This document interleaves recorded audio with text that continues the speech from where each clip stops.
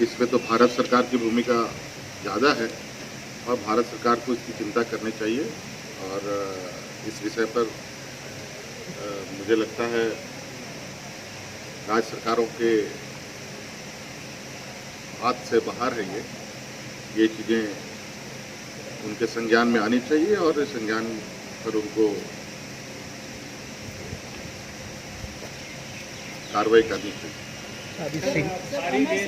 Industries की तरफ से लगातार रिलैक्सेशन की बात हो रही है। अभी भी सिंघम कॉमर्स के लोगों ने मुलाकात की है। देखिए, हम लोगों ने पहले भी कहा है कि लॉकडाउन हम लोग धीरे धीरे लॉकडाउन खोलने की प्रक्रिया में है।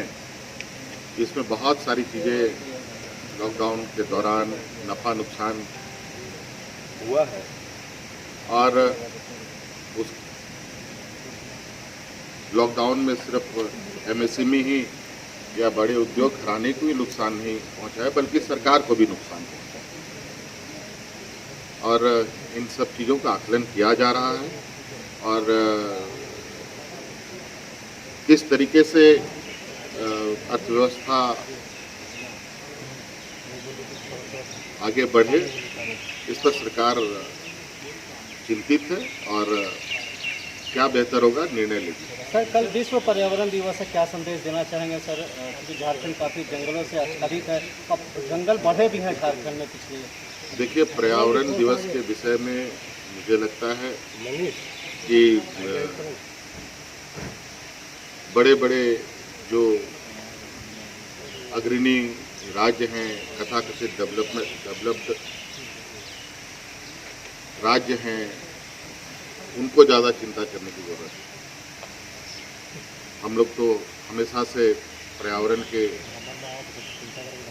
पैरवीकार रहे हैं और आज जलवायु परिवर्तन से आप देख रहे हैं कि किस तरीके की बड़ी बड़ी घटनाएं हो रही हैं और प्रकृति से खिलवाड़ करना निश्चित रूप से इस मानव जीवन के लिए बहुत घातक है। ये प्रवासी मजदूरों का आना रजिस्ट्रेशन जो हुआ है उसमें अब हो गया, अंतिम जो आया 17,000 ही बचे। अब हम ये मान लें झारखंड में हम लोग सभी प्रवासी मजदूरों को लाने में सफल हो गए हैं। अभी बहुत सारे लोग हैं, अभी ये अंतिम नहीं है और बड़े पैमाने पे लोगों का भी आना कार्यक्रम जारी है और ये हमारे पदाधिकारी के द्वारा जब तक आधिकारिक रूप से ये बातें हमारे समक्ष नहीं रखी जाएगी, हम आपको ये बताने में अभी असमर्थ हैं कि अभी हमारे प्रवासी कब तक आएंगे। सर, झारखंड गवर्नमेंट ने क्या लेबरों को बाहर भेजने से मना किया? क्योंकि जो जानकारी है कि बीआरओ के लिए लेबर दुमका में डिमांड आया था और झारखंड गवर्नमेंट ने कहा है कि अभी वो यहीं पे काम देंगे, इस तरह की कोई बात नहीं है। देखिए, अब तो बड़े पैमाने पे हमारे प्रवासी मजदूर आए हैं और ये प्रदेश भी एक बहुत बड़ा मजदूरों का समूह के रूप में जो उभर कर आया है और बहुत पहले से सीमावर्ती क्षेत्रों में देश के सीमा में झारखंड के मजदूरों की एक बड़ी भूमिका रही है और इससे पहले मजदूर जाते थे, आते थे, कब जाते थे, कब आते थे, ये पता नहीं चलता था। देश में तो कई जगह लोग प्रवासी मजदूर जाते हैं और कई साथ इनके पास अपने अपने साधनों के सहयोग से जाते थे, लेकिन देश के कई ऐसे स्थान हैं, कई ऐसे दुर्गम स्थान हैं जहाँ पर आम व्यक्ति को पहुँचना संभव नहीं है जब तक वहाँ पर कोई उनको वैकल्पिक सहायता ना मिले, कोई विशेष सहयोग ना मिले। और लद्दाख जैसे, लेह जैसे और सीमावर्ती जैसे जो दो देशों के बीच की जो सीमा है, उन जगहों पर काम करने के लिए निश्चित रूप से कई पाबंदियां, कई उसमें कड़े कानून होते हैं, डिफेंस एरिया होता है। तो उन सब जगह पर जब मजदूर जाते हैं तो निश्चित रूप से राज्य सरकार के पास इसका लेखा जोखा होना चाहिए, क्योंकि कभी भी कोई परिस्थिति बिगड़े तो हम अपने उन मजदूरों को मदद पहुंचा सकें और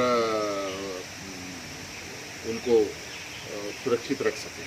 इसलिए हमने इस बार निर्णय लिया है कि अब यहाँ से जो भी प्रवासी मजदूर या मजदूर कहीं दूसरे राज्यों में अगर जाएंगे भी तो प्रयास होगी अधिक से अधिक कि राज्य सरकार के सहमति के अनुरूप ही वो आगे जाएं और ताकि राज्य सरकार उनके ऊपर जो कभी शोषण कई बार आपने सुना होगा कि कई जगह मजदूरों के ऊपर शोषण होता है। महिला इस बार तो आंकड़े भी बड़े चौंकाने वाले हैं, बहुत बड़े पैमाने पर महिलाएं भी इस राज्य से बाहर निकली हैं और यदा कदा नहीं कई बार आप लोगों ने ये खबरें भी सुनी है कि महिलाओं के ऊपर कई तरह के प्रताड़ना की घटनाएं घटी हैं।